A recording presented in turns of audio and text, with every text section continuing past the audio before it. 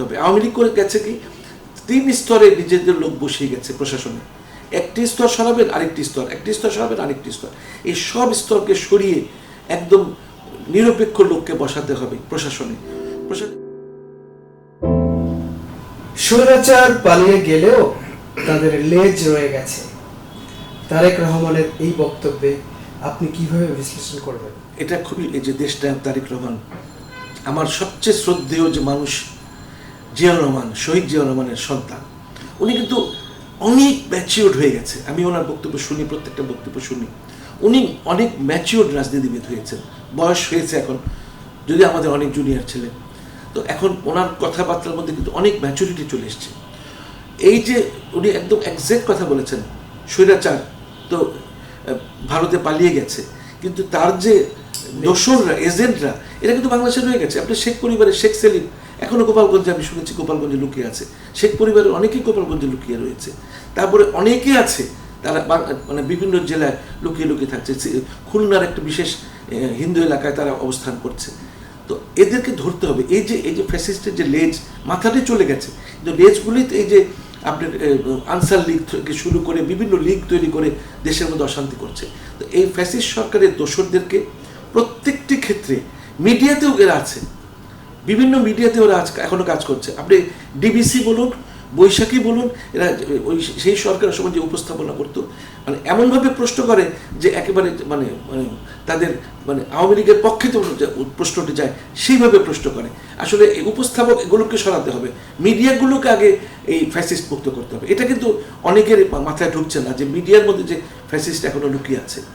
প্রশাসনে তো এখনো অনেক আছে, প্রশাসনে এখনো অনেক আছে। অনেক আমি বুঝি না, আসিফ নজরুল সাহেবের মতো লোককে হেনস্থা করলো সুইজারল্যান্ড।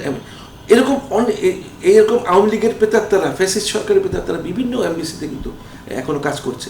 এদেরকে কেন সরানো হয় না? বাংলাদেশে কি শিক্ষিত লোকের অভাব হয়েছে, নিরপেক্ষ বা জাতীয়তাবাদী লোকের অভাব হয়েছে যে ওদেরকে এখনো রাখতে হবে? জাপানে আছে, কানাডাতে আছে। তো এগুলো তো সরাতে হবে। সরালে এগুলো ষড়যন্ত্র করতেই থাকবে। আমরা তো আর ষড়যন্ত্র ফেস করতে চাই না। আমরা একটা মুক্ত স্বাধীন বাংলাদেশ তৈরি করতে চাই, যেখানে আমাদের সার্বভৌমত্ব, আমাদের অখণ্ডতা, রাষ্ট্রীয় নিরাপত্তা বজায় থাকবে। সতর্ক থাকতে বলেছে বিএনপি। আসলে রাজনীতিতে কি ঘটতে যাচ্ছে? হ্যাঁ, আমি তো জেলা পরিষদের চেয়ারম্যান ছিলাম, বিএনপির রাজনীতির সঙ্গে সম্পর্ক ছিল। এখন তো আমি এখন কোনো রাজনীতি দলের সঙ্গে না থেকে আমি বাংলাদেশকে নিয়ে এখন চিন্তা করছি।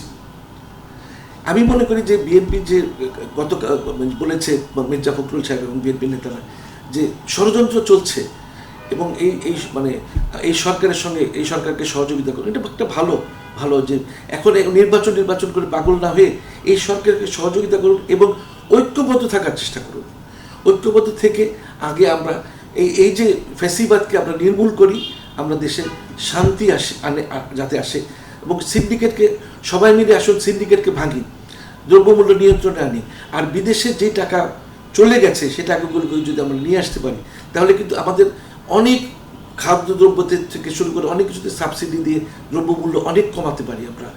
এই জন্য আমাদের যে বিএনপি এখন বুঝছে যে না, এখন নির্বাচন না করে আসুন আমরা সবাই মিলে জাতি গঠনের তৎপর হই, সংস্কার মেইন সেক্টরগুলো থেকে সংস্কার করি এবং ফ্যাসিবাদ মুক্ত করি। আরেকটা কথা আলী সাহেব, আমি মনে করি বাংলাদেশের এই যে দুর্নীতি চিরদিন চলবে যদি একটি কাজ আপনি না করেন। সেটা হচ্ছে, আমি বারবার খুব গুরুত্বের সঙ্গে এই কথাটা বলছি, দর্শকরা নিশ্চয়ই কথাটা আমার সঙ্গে 100% একমত হবেন। এই যে মনোনয়ন বাণিজ্য, নির্বাচনে আমি অমুক জায়গায় একজনকে দিব, আমি যে সৎ যোগ্য দক্ষ লোক তাকে আমি মনোনয়ন দেব। আমি 50 কোটি বা 100 কোটি টাকা খেয়ে মনোনয়ন দিব না। আমি 100 কোটি 200 কোটি টাকা দিয়ে যদি আমি মনোনয়ন কিনি, আমার তো 1000 কোটি টাকা কামাতে হবে, এবং এটা তো আমি ভালো রাস্তায় কামাতে হবে না, আমাকে দুর্নীতি করতে হবে। তো দুর্নীতিকে বন্ধ করতে হলে এই মনোনয়ন বাণিজ্য বন্ধ করতে হবে সব দলেরই, এবং এই যে কমিটি নিয়োগ করতে গিয়ে অমুক উপদেষ্টা বানাবো, অমুককে ভাইস চেয়ারম্যান বানাবো, এত টাকা দিতে হবে আমাকে, 50 লক্ষ টাকা দিন, 1 কোটি টাকা দিন।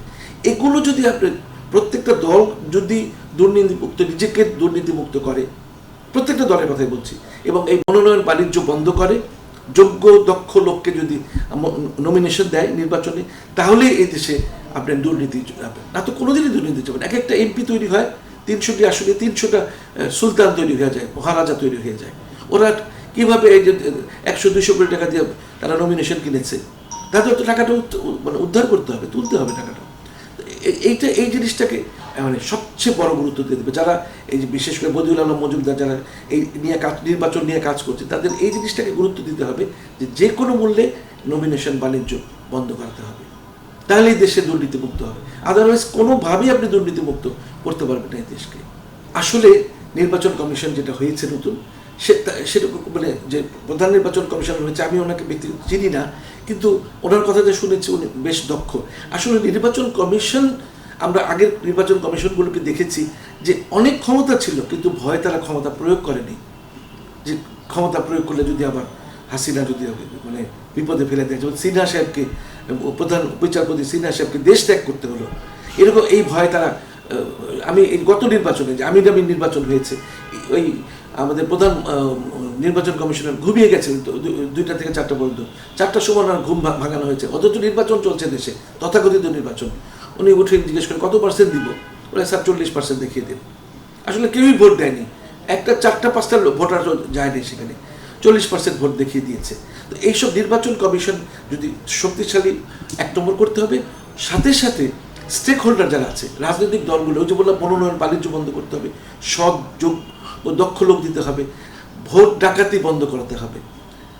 শুধু নির্বাচন কমিশন এগুলো পারবে না, আর প্রশাসনকে একদম নিরপেক্ষ করতে হবে। আওয়ামী লীগ করে গেছে কি 3 স্তরে নিজেদের লোক বসিয়ে গেছে প্রশাসনে, একটি স্তর সরাবেন আরেকটি স্তর, একটি স্তর সরাবেন আরেকটি স্তর, এই সব স্তরকে সরিয়ে একদম নিরপেক্ষ লোককে বসাতে হবে প্রশাসনে।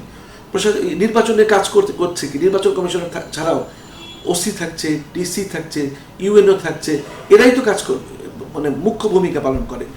নির্বাচন যে এই যে আপনার জেলায় জেলায় যে নির্বাচন থাকছে, তারপরে নির্বাচন প্রতিটা কেন্দ্রে যে ব্যক্তি থাকছে নির্বাচন কমিশন থেকে নিয়োগকৃত, এদের চেয়ে ওসি ডিসি এসপি এদের রোল বেশি।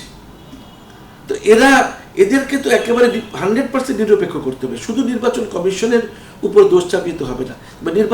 বাংলাদেশের নির্বাচন কমিশন কিন্তু অনেক ক্ষমতা প্রাপ্ত, এই ক্ষমতা ভারতের চেয়েও বেশি। সেশন ভারতে নির্বাচন করিয়ে দেখিয়ে দিয়েছে যে নির্বাচন কমিশনার কেমন শক্তিশালী হলে প্রকৃতপক্ষে নির্বাচন হয়। আসলে আমাদের নির্বাচনী ব্যবস্থাটাকে টোটালি সংস্কার করতে হবে, তারপর নির্বাচন দিতে হবে। ওই একটা নির্বাচন দিয়ে দিলাম, আমি মার্কা নির্বাচন, অমুক সমুক নির্বাচন, এগুলি তো হবে না। প্রকৃত নির্বাচন, আমার ভোট আমি দিব, আমি যাকে পছন্দ করব তাকে আমি ভোট দিব, আমি মার্কা দেখে ভোট দিব না।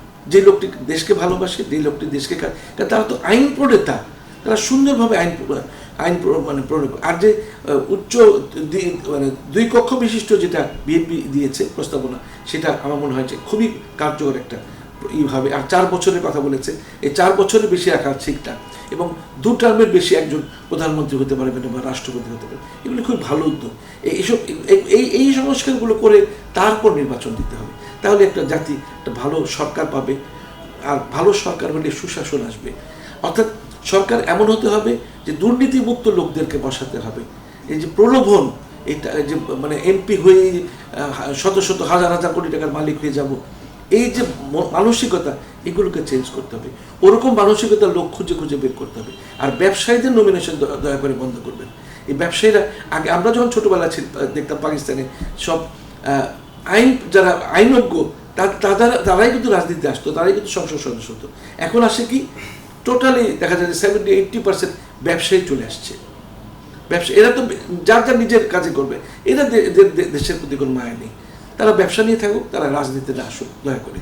ভোট দিব, এই আনুগত্যই, অন্ধ আনুগত্যই কিন্তু আমাদেরকে শেষ করেছে। এই অন্ধ আনুগত্য, আমরা যে এই যে মানে একেবারে নিজেকে উজাড় করে আনুগত্য দিয়ে দিই, তা না। এই জন্য আমি দেখতে হবে যে এমন লোককে আমি ভোট দিব, যে লোকটি দেশকে ভালোবাসবে, যে লোকটি দুর্নীতি পরায়ণ হবে না, যে লোকটি কাজ করবে, অ্যাক্টিভ ম্যান। সে সাতক্ষীরাতে একজন এমপি বানালেন, সে ঢাকায় এসে থাকলো, হয়তো বছরে 1 বার বা 2 বার গেল, এতে করে তো মানে হবে না। কিন্তু এই যে নৌকা মার্কা, অমুক মার্কা দেখে যে আনুগত্য, এগুলো ছাড়তে হবে। আর এই যে মানে প্রপার আপনার মার্কা দেখে ভোট দেওয়ার, আমি আমি ম্যানিলা একটা নির্বাচনের সময় ছিলাম, আমি দেখেছি ওখানে ওই ছোট ছোট নিউজ প্রিন্টে ছোট ছোট জাস্ট পোস্টার লাগিয়েছে, কোনো বড় পোস্টার, কারোর ছবি নাই। দেশে ইলেকশন চলছে, আমি দেশে ইলেকশন চলছে ফিলিপিনে, আমি তো বুঝছি না। তো এই যে অন্ধ আনুগত্য আমাদেরকে শেষ করে দিয়েছে, আমাদের অনেক বছর পিছিয়ে দিয়েছে। এর থেকে নতুন নতুন করে নতুন বাংলাদেশ, নতুন জাতি, নতুন মানসিকতা সৃষ্টি করতে হবে, তাহলে আমরা দেশকে একটা সুন্দর দেশে পরিণত করতে পারবো। নির্বাচন কমিশন থেকে আরেকটি প্রস্তাব আসছে, সেটি হচ্ছে জাতীয় নির্বাচনের আগে স্থানীয় নির্বাচন। এটা কতখানি যৌক্তিক? এটা একদিক দিয়ে ভালো, একদিক দিয়ে খারাপ। যেমন একজন ওই দিন টেলিভিশনে একজন বক্তা বলছিলেন একটা আলোচনায় যে ডেঙ্গু এত বাড়ছে কেন, যে এখন তো পৌরসভাতে কোনো মেয়র নাই, কমিশনার নাই, কাউন্সিলর নাই।